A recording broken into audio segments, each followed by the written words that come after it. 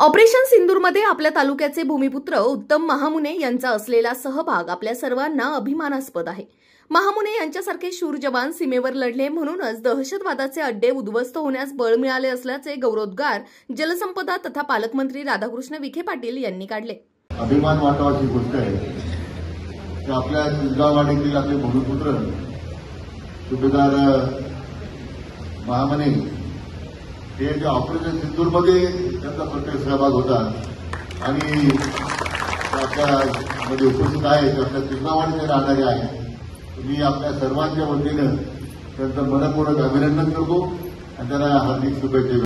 पंतप्रधान नरेंद्र मोदी यांच्या मन की बात कार्यक्रमाच्या 122व्या भागाचे प्रसारण नामदार राधाकृष्ण विखे पाटील यांनी पदाधिकारी आणि कार्यकर्त्यांसमवेत सामूहिकपणे पाहिले। विशेष म्हणजे याप्रसंगी राजस्थान सीमेवर ऑपरेशन सिंदूरमध्ये सहभाग असलेले जवान उत्तम महामुने यांची उपस्थिती होती।